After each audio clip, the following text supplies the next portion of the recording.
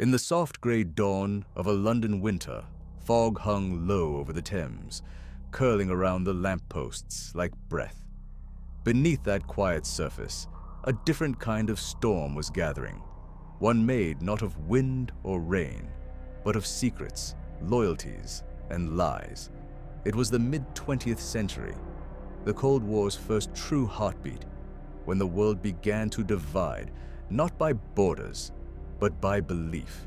And in that great division stood a man who belonged to neither side, a man who smiled like a friend and reported like an enemy.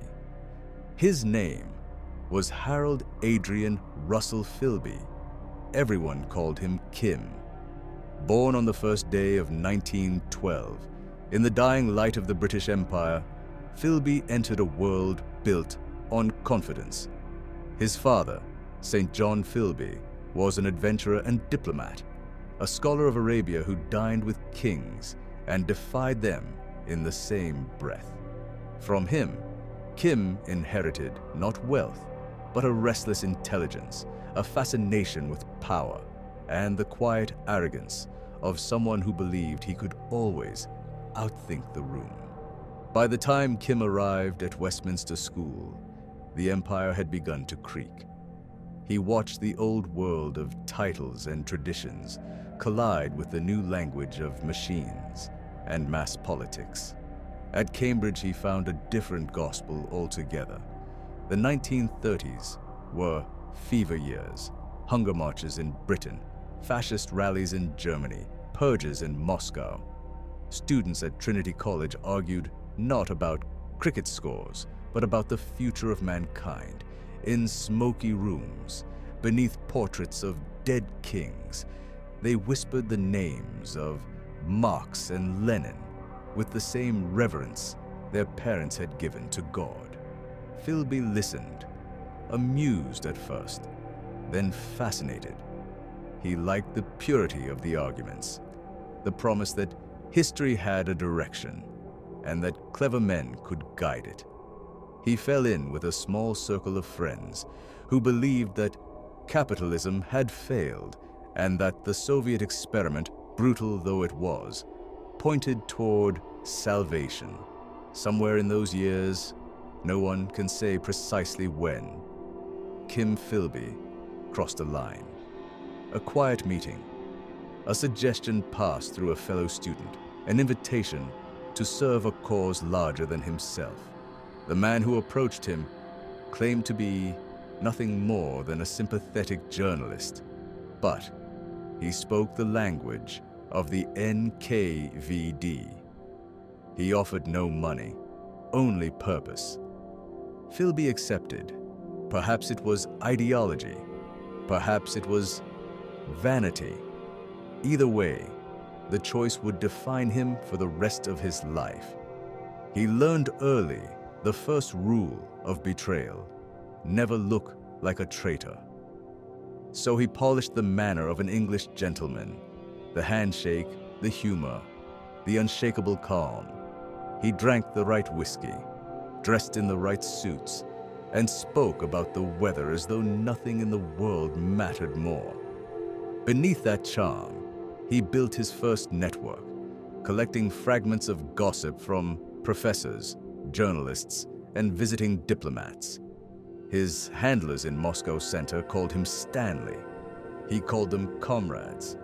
When civil war erupted in Spain, Philby went there as a journalist, filing crisp dispatches for the Times while moving quietly among the chaos. He watched as bombs fell on Madrid, as fascists and communists tore each other apart, and he learned that ideology looked different when soaked in blood. Still, he believed, or convinced himself, that the right side was winning. He reported not just to London, but to Moscow, sending details of troop movements, supply routes, and British observers. By the time he returned home, his Soviet superiors considered him proven. He had survived battle, suspicion, and his own conscience. Then came 1939, and with it, the Second World War. Britain once again called on its sons to serve, and Kim Philby answered. He applied for a position in the Secret Intelligence Service, MI6, and was accepted almost immediately. He seemed the ideal recruit, educated, articulate, brave, already seasoned by foreign reporting. No one asked too many questions about his time in Spain. Inside MI6, Philby thrived. He studied counter-espionage, deception, and the art of silence. To his colleagues, he was quick-witted, charming, modest in the right ways, and arrogant in the right places. He understood that the essence of intelligence work was performance, and he performed brilliantly. Each night, however, after the offices emptied and the typewriters fell silent, he copied what he'd read and passed it to the other side. At first, the material was small: reports on German agents, analyses of Nazi propaganda. But as he rose, so did the value of his secrets. By 1941, he was handling sensitive liaison with British codebreakers and counter-spy units.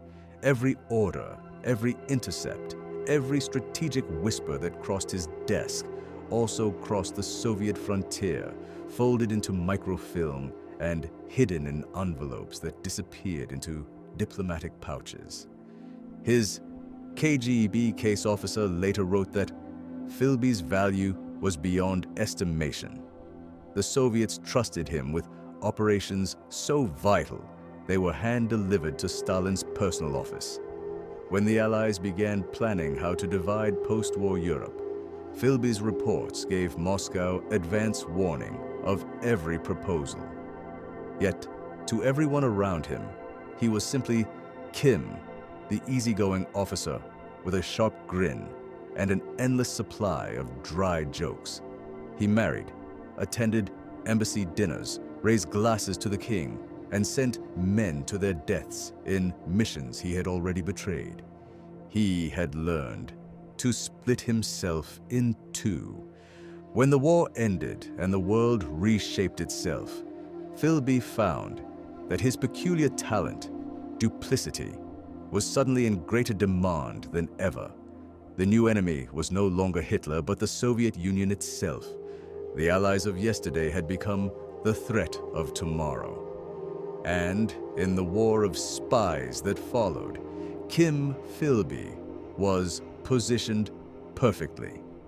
By 1946, he was placed in charge of the section of MI6, responsible for Soviet counterintelligence.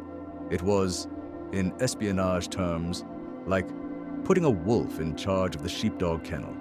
His job was to uncover Moscow's agents operating in the West. Every week, he sent London meticulous reports, lists of suspects, intercepted messages, proposed operations. Every night, he told the KGB exactly what those reports contained. He knew the names of all Britain's double agents and all its plans to recruit new ones. He sabotaged some, delayed others, and quietly destroyed the rest. He fed the Soviets the identities of hundreds of informants in Eastern Europe. Most of them were arrested within days. Many were never seen again. Still, the system rewarded him. He was promoted, decorated, trusted with deeper secrets. To his peers, he seemed almost prophetic. Operations failed before they began, and somehow Philby always explained why. His calm voice in briefings, his unshakable logic, became the reassurance MI6 needed after each embarrassment. In 1949, when Britain sought to strengthen its bond with America's young intelligence service, the newly formed CIA, Philby was chosen as liaison. He crossed the Atlantic, moving through the corridors of Langley and Washington like a visiting aristocrat. He charmed the Americans as easily as he had the British.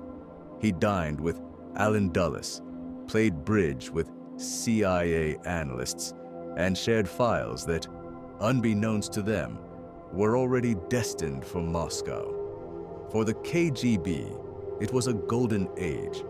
Through Philby, they could see directly into Western strategy, NATO deployments, covert operations, political analyses, even psychological profiles of Soviet leaders compiled by American experts. Each cable he read, each conversation he attended, widened Moscow's advantage. And yet, somewhere deep inside, the old ideological certainty began to waver. Philby was no fool. He knew what Stalin's purges had done, knew of the camps, the executions, the silence that ruled the Soviet Union. But once a man builds his life on a lie, the truth becomes just another enemy. He told himself that all revolutions devour their children, that history was still on his side, that the ends would justify everything. The Americans adored him.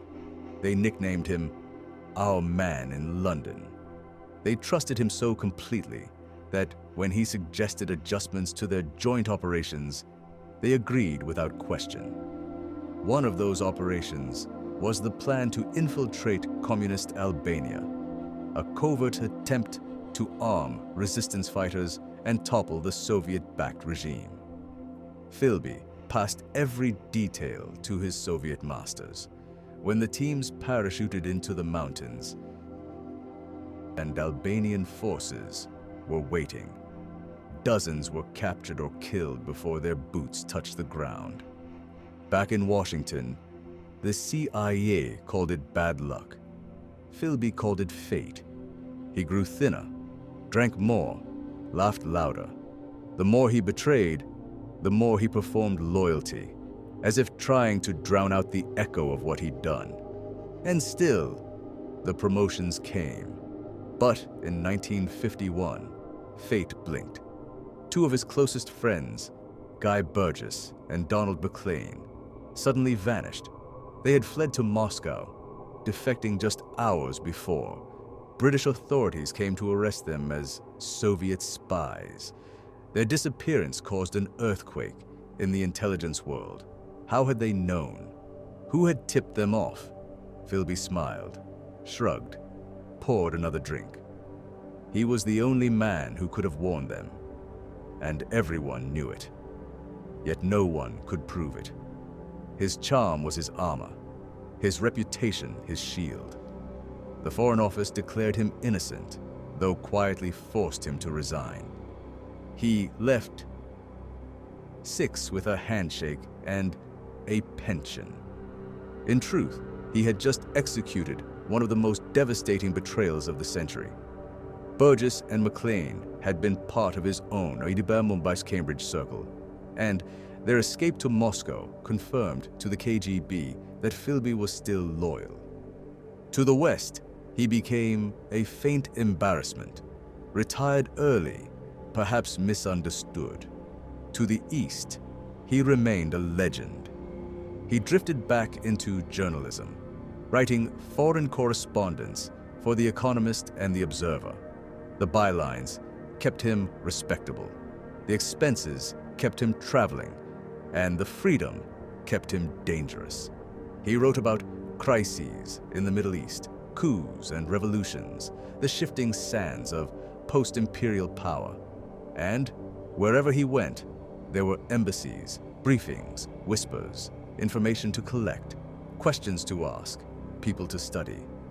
In Beirut, he found a second home, a city alive with intrigue, spies, journalists, oilmen, and dreamers. By day, he interviewed politicians. By night, he sent coded reports through secret channels that led once again to Moscow. He married again, entertained friends, told stories of London winters and Cambridge summers. The neighbors thought him charmingly eccentric, but the walls were closing in. By the early 1960s, a Soviet defector named Anatoly Golitsyn had begun telling the CIA of moles buried deep within Western services. One of them, a British aristocrat with a drink in his hand and a smile too confident to be innocent. The description fit only one man. London dispatched an old colleague, Nicholas Elliot, to confront him. Elliot arrived in Beirut under the guise of an old friend seeking conversation. The two men sat in Philby's apartment, a bottle of whiskey between them, the air heavy with unspoken history. Elliot told him the game was over. That evidence from both Washington and London pointed straight at him. He urged him to return home to confess privately before the press got hold of the story. Philby listened, nodding politely, refilling their glasses. He promised to think it over. That night, he disappeared. When the cargo ship Dolmatova slipped out of Beirut harbor under Soviet flag, few paid attention. But somewhere in its dark hold, Kim Philby stood alone, watching the coastline fade behind him. The lights of a city that had given him refuge and would never see him again. Ahead lay Moscow, the city he had served for 30 years and had never truly known. The freighter cut north through black water, engines thudding like a slow heartbeat. Philby stayed below deck most of the voyage, smoking, pacing, listening to the groan of the hull. For the first time in decades, he had no cover story to hide behind, no social mask to hold in place. The faces around him were strangers, Soviet sailors, who called him Tovarish without warmth. He wondered, not for the last time, whether Moscow would welcome him as a hero or erase him as a liability. When the ship finally docked in Odessa, a cold wind came off the Black Sea. 2 KGB officers were waiting on the pier. They offered brief handshakes, escorted him to a waiting car, and drove east through miles of snow-covered steppe. No applause, no cameras, no comrade's embrace, just silence and the hiss of tires on frozen road. In Moscow, they placed him in a government flat. Plain furniture, thick curtains, a smell of coal dust. The phone rang only when they wished it to. Days passed before anyone explained what would happen next. Interrogations began. Not hostile, not friendly, simply endless. They wanted every detail of his work in MI6, every method, every contact, every thought that had crossed his mind since 1934. He answered carefully, aware that the wrong tone could undo him. In Soviet eyes, even loyalty could look like treachery if it was too convenient. He had betrayed Britain perfectly. Why not betray Russia next? His new masters smiled when they called him Comrade Philby, but he saw the doubt behind their eyes. Weeks turned into months. He was shown around the city under escort, introduced to senior KGB men who nodded stiffly and addressed him as the Englishman. They gave him medals, small discs of tin stamped with the hammer and sickle, and an apartment in a building reserved for foreign defectors.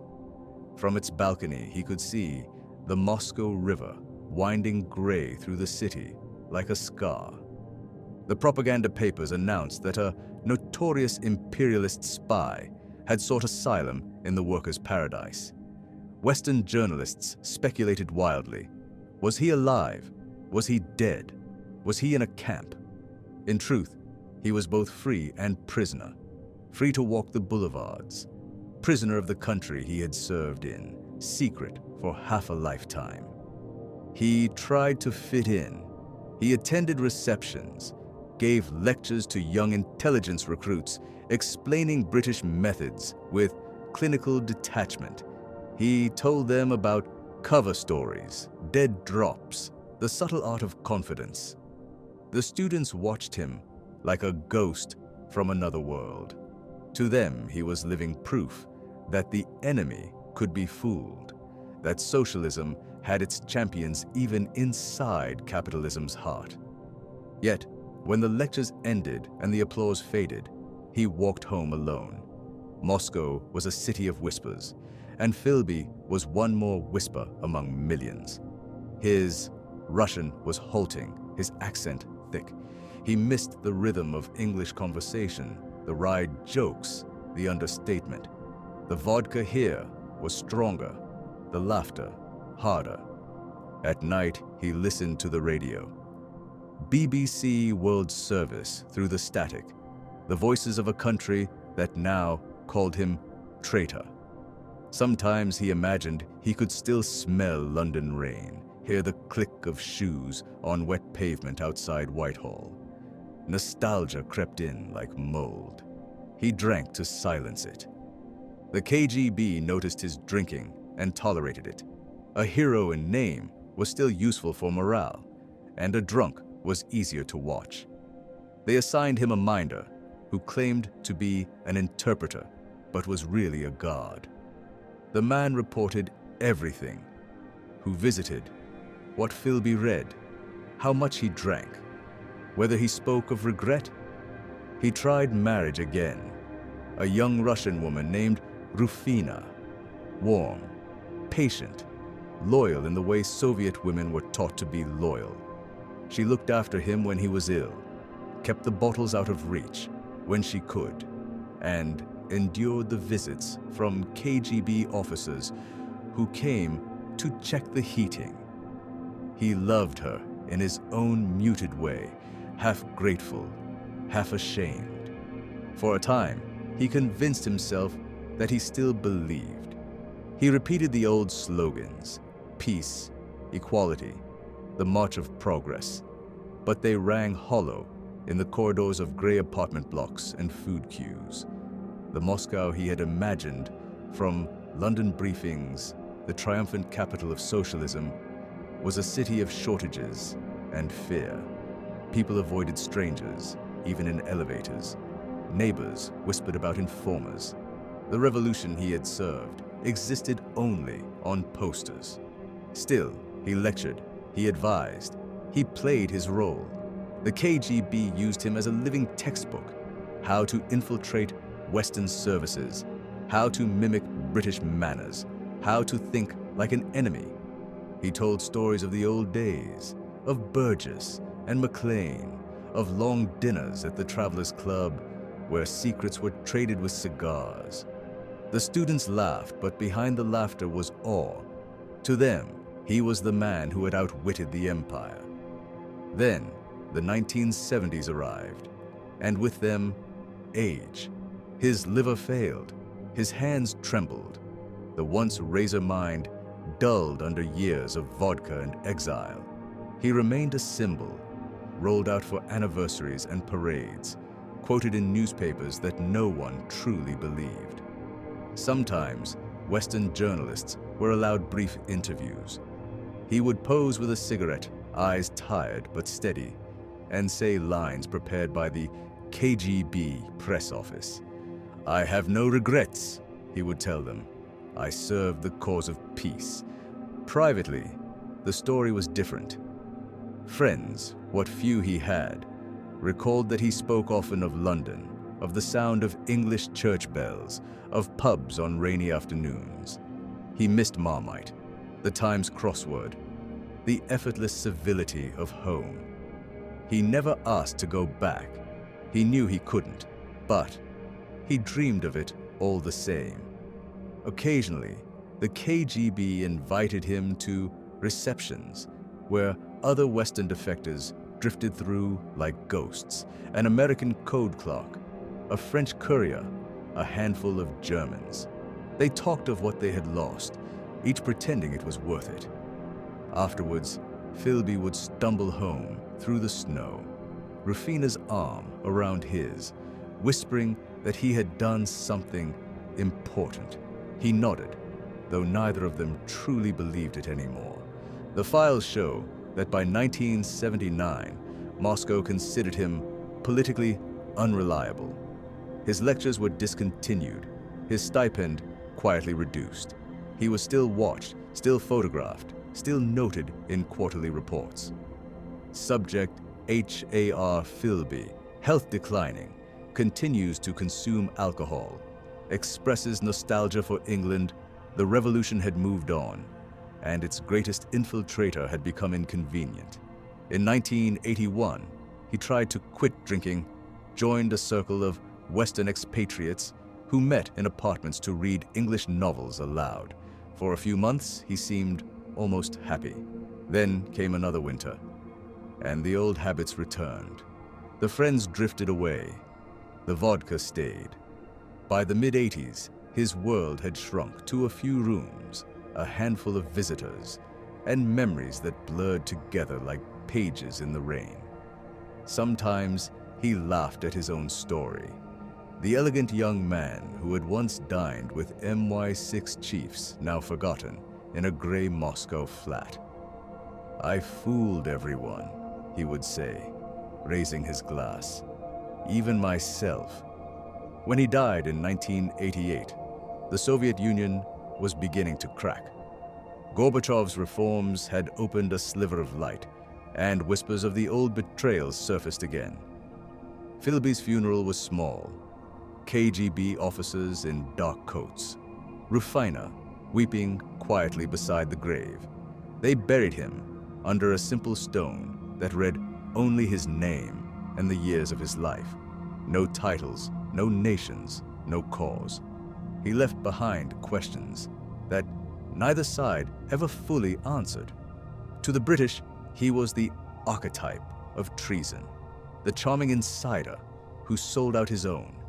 To the Soviets, he was both asset and warning, proof of their triumph and of the cost of believing in anything too completely. In truth, he belonged to no one. History would later call him a double agent, but that was too simple. He was a man who lived between worlds until those worlds collapsed on him. In his youth, he thought himself a revolutionary. In his age, he became a relic. The empires he had served and betrayed both vanished within his lifetime, leaving only the legend of the man who fooled them.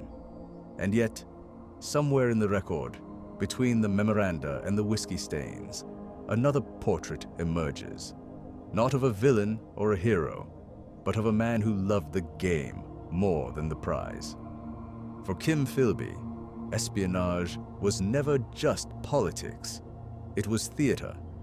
Every lie was a performance, every betrayal a proof of mastery. When the applause ended, the silence was unbearable. Decades later, students of intelligence still study his file. They trace the pattern of charm, ideology, deceit, and wonder how it held together for so long. The answer lies not in Moscow or London, but in the human heart, its hunger to belong, its talent for self-deception, its quiet readiness to trade truth for purpose. Kim Philby once wrote, "To betray, one must first belong." Perhaps that is why betrayal cuts so deep, because it begins in faith. His faith was misplaced, his genius undeniable, his story a caution written across an entire century. In the end, the man who fooled the CIA and the KGB left behind no country, no cause, only a question that still lingers in the dim corridors of intelligence headquarters around the world. If the perfect spy is the one no one suspects, then who, even now, might still be among us? Before Kim Philby was a legend, before he was the cautionary tale whispered in intelligence schools, he was a quiet man moving through the world as if everything was under control. He had that peculiar calm the English admire, a voice steady, eyes slightly amused, as if life itself were an elaborate joke he had already figured out. That calm made him dangerous. In the years after his resignation from MI6, London changed, but Philby remained in orbit around the same circles. He still received invitations to embassy receptions, still shared drinks with journalists who admired his war stories, To them, he was a charming eccentric, a man who had once brushed greatness and stepped back. They didn't know he was still sending reports to Moscow through intermediaries who met him in cafes and left envelopes under folded newspapers. The irony was exquisite. Even unemployed, he continued to betray secrets he shouldn't have still known. Friends trusted him out of habit. Old colleagues confided in him out of nostalgia.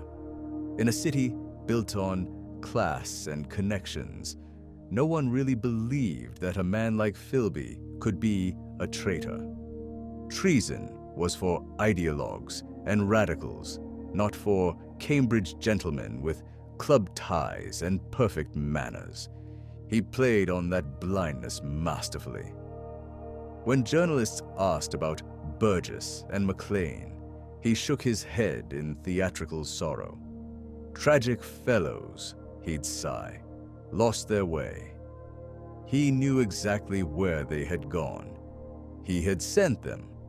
Sometimes, late at night, the radio would bring faint news from Moscow, hints that the defectors were alive. Burgess, eccentric and loud, was said to be drinking himself to death. Maclean had learned Russian and found work as a translator.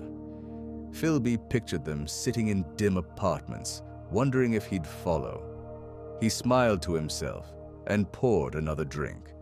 But time has a way of wearing down even the best masks. Without the structure of MI6, without the daily theater of deception, he grew restless. That restlessness was what brought him to Beirut, the city where secrets changed hands as easily as cigarettes. From the moment he arrived in 1956, he understood that Beirut was perfect.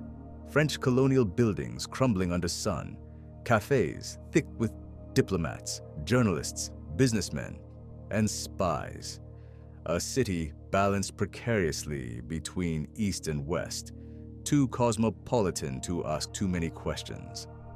He rented a modest apartment, set up as a correspondent for The Economist and The Observer, and began the double life again.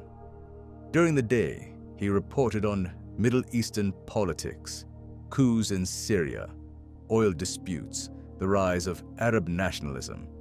At night, he met quietly with Soviet agents posing as trade officials.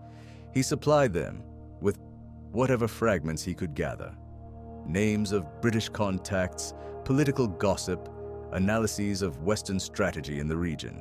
They, in turn, gave him something more intoxicating than money, the feeling that he was still part of the game.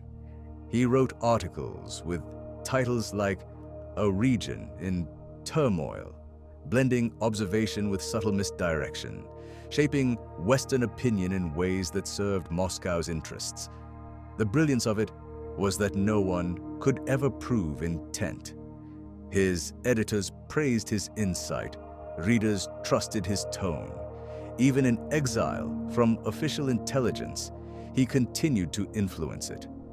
The KGB valued him, but they also doubted him. Their files described him as useful, but unreliable in matters of drink. They wondered whether his Western habits, the humor, the charm, the casual irreverence, concealed something more dangerous than betrayal. A soul still too English to trust. Philby himself didn't care. The vodka dulled his anxieties, and Beirut offered a kind of freedom he had never known in London or Moscow. Here, no one asked for oaths of loyalty. You could be anyone, so long as you paid your bar tab and filed your stories on time.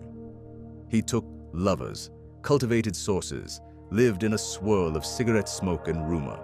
It was espionage as lifestyle rather than ideology, a way of existing on the edge without belonging anywhere.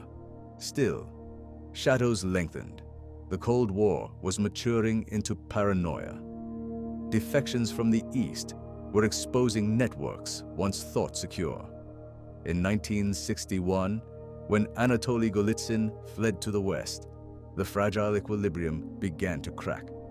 Golitsyn told the CIA that the KGB had a mole deep inside MI6, a man of high birth, impeccable manners, perfectly fluent in deceit. He described him with chilling precision. London listened, and the old name rose to the surface again. For months, MI6 and the CIA debated how to handle it. There were those who still refused to believe. After all, hadn't Philby been cleared years earlier? Others pointed to the pattern: operations compromised, agents vanishing, Soviet reactions too precise to be coincidence. The Americans were less sentimental. They had lost men in Albania, Hungary, Poland. They wanted answers. And so, Nicholas Elliott was chosen, the one man who knew Philby well enough to confront him. The meeting in Beirut became legend. Two old friends, two veterans of the same service, sitting across from each other with a bottle between them. Elliott spoke quietly, almost gently, explaining that the evidence was conclusive. He offered Philby a way out, a confession, leniency, perhaps even silence. All Philby had to do was come home. For a long moment, neither spoke. Then Philby lifted his glass and said, "Well, old boy, it seems you've got me at last." He smiled, that easy Cambridge smile, and changed the subject. When Elliott left, he believed his old friend would follow within days. Instead, Philby vanished into the night. A car to the docks, a whisper to a contact, a small Soviet freighter waiting under cover of darkness. The escape was almost absurdly simple, as if, after decades of elaborate intrigue, fate had decided to let him slip away quietly. When news reached London, disbelief turned to humiliation. The Foreign Office issued bland statements. MI6 closed ranks. The Americans were furious. Years of cooperation dissolved overnight. Intelligence sharing froze. Missions were delayed. Trust evaporated. One man's defection had undone an entire alliance. In Moscow, the propaganda machine crowed victory. They called him the Great Friend, the spy who never failed. Photographs showed him smiling beside KGB officers, medals gleaming on his chest. What the photographs didn't show was the fatigue in his eyes, the tremor in his hands. For all the triumph, he knew he had crossed the final line. There would be no going back, not even in dreams. He settled into Soviet life the way an actor settles into a role he can't quite remember learning. The first months were filled with interviews, reports, cautious toasts in safe apartments. Then came the quiet. The realization that the war of secrets was still going, only now he watched it from the wrong side of the glass. He lectured recruits on British psychology. They respect confidence, he told them. They distrust passion. Learn to smile, as if nothing matters. The students scribbled notes, but few could imitate the nuance. The Englishness that had protected him all those years couldn't be taught. It had been bred into him, polished in boarding schools and tea rooms. Even Moscow admired it. Sometimes the KGB sent him English newspapers, weeks old, creased and faintly smelling of damp paper. He devoured them, searching for his name, for traces of the world he had left. The British press obliged, printing photographs from the 1940s, labeling him the man who betrayed an empire. He clipped the articles, kept them in a drawer, as if collecting evidence that he still existed. The truth, of course, was that he existed less and less. The Soviet Union had no real use for him beyond symbolism. His tradecraft was obsolete, his networks destroyed. What remained was a legend, useful for inspiring new spies, embarrassing old enemies, a ghost employed to haunt the West. By the late 1970s, Philby had become exactly what the KGB wanted, and nothing more, a story. Yet, in the rare moments when he was alone and sober, he thought about the men he'd known, the ones he'd admired, the ones who had died because of him. He remembered Graham Greene, his colleague turned novelist, who had once said espionage was a game without end. Philby now understood that every game ends eventually. It's just the players who refuse to notice. He remembered, too, the moment years earlier when he had sat in an MI6 briefing room, hearing reports of British agents captured in Eastern Europe. He had nodded gravely, pretending surprise, while knowing he had sent them there. Their faces blurred together in his memory, but sometimes, drunk, he thought he saw them in dreams, waiting, silent, expressionless. He told Rufina once that the hardest part wasn't guilt, but boredom. "I lived for the tension," he said. "Without it, there's nothing." She said nothing, only touched his hand, already cold despite the heat. When British intelligence finally declassified parts of his file years later, the scale of his betrayal stunned even professionals. Operations in Eastern Europe, the Middle East, and even inside the Soviet Union itself had collapsed because of him. Scores of agents executed, whole networks wiped out. The documents estimated that his reports had set back Western intelligence by at least a decade. Yet, what startled many wasn't the damage, but the discipline, the precision with which he had maintained his mask for 30 years. No emotional leaks, no nervous gestures, no confessions to friends or lovers. He had lied with such fluency that the lie had become indistinguishable from truth. That was his real gift, not ideology, but control. The ability to decide every morning which version of himself to wear, and to make others believe it was real. In the end, Kim Philby proved something that frightened both East and West, that espionage is less about nations and more about character. Systems can be guarded, people cannot. A single man, properly motivated and perfectly composed, can tilt the balance of history. The Moscow winter was heavy that year, the kind that froze breath before it left your lips. Inside the small apartment on Kutuzovsky Prospect, the curtains were drawn against the cold. Kim Philby sat by the window with a blanket over his knees, staring at the snow that drifted down through the streetlight's halo. The world he had once shaped through secrets now passed him by in silence. On the table beside him lay a half-finished glass of vodka, a worn photograph of Trinity College, and a stack of old newspapers. Some nights he read them aloud to himself, the familiar rhythm of English headlines soothing his loneliness. Other nights he simply listened to the radiator knocking, to the whisper of the city, to the ghosts that still followed him. He was 76, though he looked older. Years of alcohol and exile had carved deep lines into his face, yet his eyes remained clear, the same gray-green that had disarmed interrogators and charmed diplomats. Those eyes had watched empires rise and crumble. They had watched men die for lies he had told. Sometimes, late at night, Rufina would find him talking softly to no one. "They'll never understand," he would murmur. "They wanted the world simple, good and evil." It never was. She would take the glass from his hand, kiss his forehead, and tell him to rest.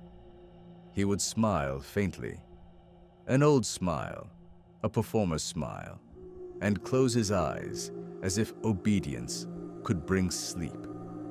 In those last years, he became almost philosophical about his own myth. Visitors from the KGB still came occasionally, young officers eager to meet the man who had fooled the West. They expected stories of triumph. What they received was something colder. The trick, he told them, is not lying to others. It's lying to yourself, just enough to keep going. They laughed uneasily, unsure whether he was joking. He told them that espionage was never about ideology, not really. Ideology is the costume, he said. The play underneath is vanity and fear. One of them asked if he still believed in communism. Philby looked out the window at the snow and said, "I believe in gravity. Everything falls in the end." When word of his death came in May 1988, it barely made the Western papers. Just a few columns buried beneath headlines about Reagan and Gorbachev's latest summit. The Cold War itself was unraveling. There were newer betrayals to discuss, fresher scandals to print. Yet, within the quiet world of intelligence, the news moved like a chill. The last of the great double agents was gone. The man who had humiliated two superpowers had died in the very state he had once idealized, just as it began to collapse. His funeral was small. A handful of KGB officers, a few foreign defectors, Rufina in black, clutching a single red rose. The ceremony was brief. The soil was frozen. When the last shovelful fell, someone murmured the word hero. Another whispered traitor. The wind carried both away. Back in London, his name resurfaced in the halls of MI6 like a bad memory. New recruits studied his file, the faded photographs, the transcripts of his interrogations. They learned how he had built trust, how he had weaponized charm, how he had understood the human weakness at the heart of every secret organization. The lesson was clear and terrifying. The greatest danger was always inside the circle. For the CIA, his legacy was measured in bodies and lost time.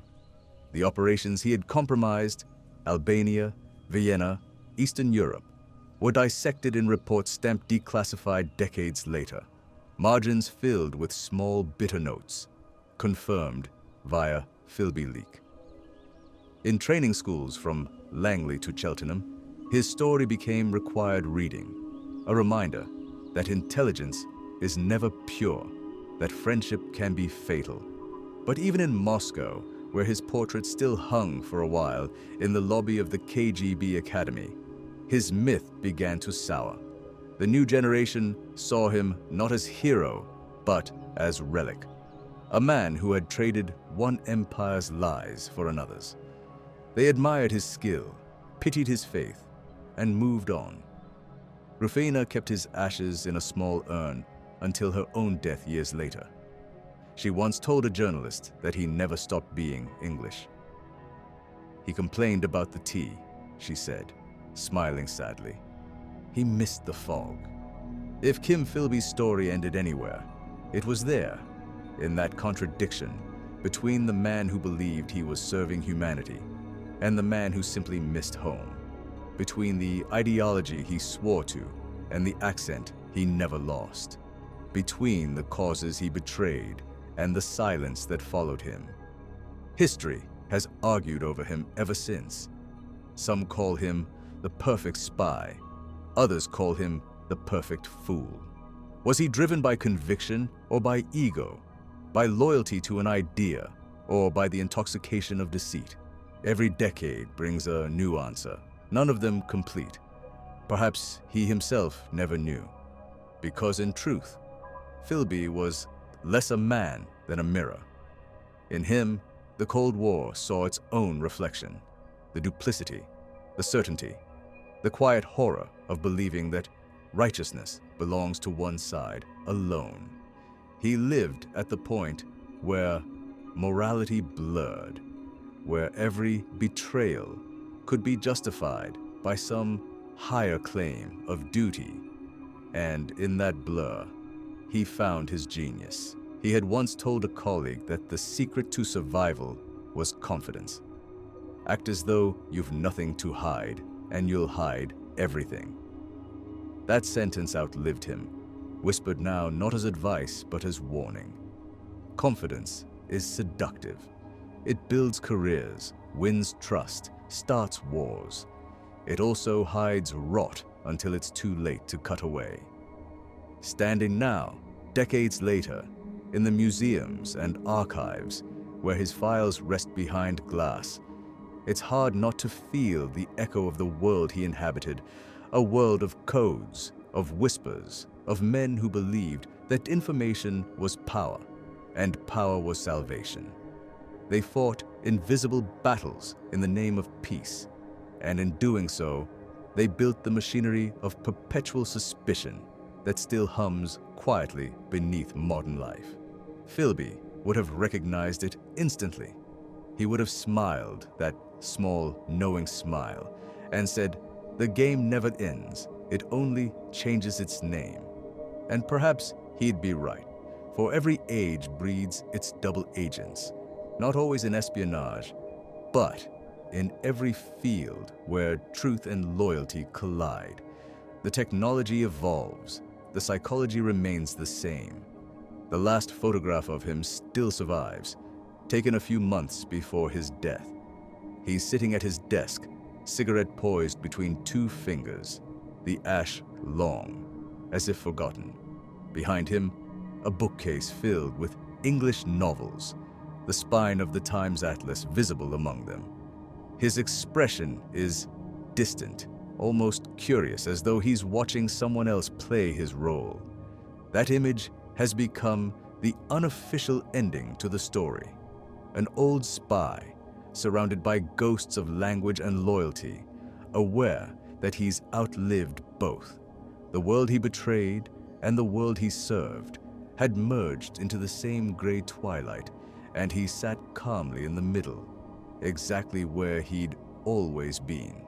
Kim Philby's life was a paradox too precise to invent. He betrayed his friends to protect his ideals, and his ideals betrayed him in return. He served the Soviet dream only to watch it decay into bureaucracy and fear. He destroyed Western operations only to discover that the West endured without him. In the end, he proved that even the most brilliant spy cannot outwit the tide of time. And yet, his shadow remains, long, elegant, and unnervingly human. Every whisper of treachery, every leaked document, every accusation of disloyalty somewhere in the world still carries a trace of his ghost. Because Philby's true invention wasn't espionage, it was doubt. He taught the West to doubt its heroes, the East to doubt its faith, and everyone to doubt the stories we tell ourselves about good and evil. As the snow thickened outside his window that final winter, perhaps he understood this. Perhaps, in the quiet before sleep, he saw his life not as tragedy or triumph, but as reflection, a single human mind caught between two machines, trying to stay whole. He closed his eyes, the city dim around him, and let the decades slip away. Somewhere, in another century, a student of history presses play on a video, hears his name, and wonders how one man could fool the CIA and the KGB at the same time. The answer, as always, lies not in the files, but in the silence between them. The silence of a man who learned too late that the greatest secret of all was himself.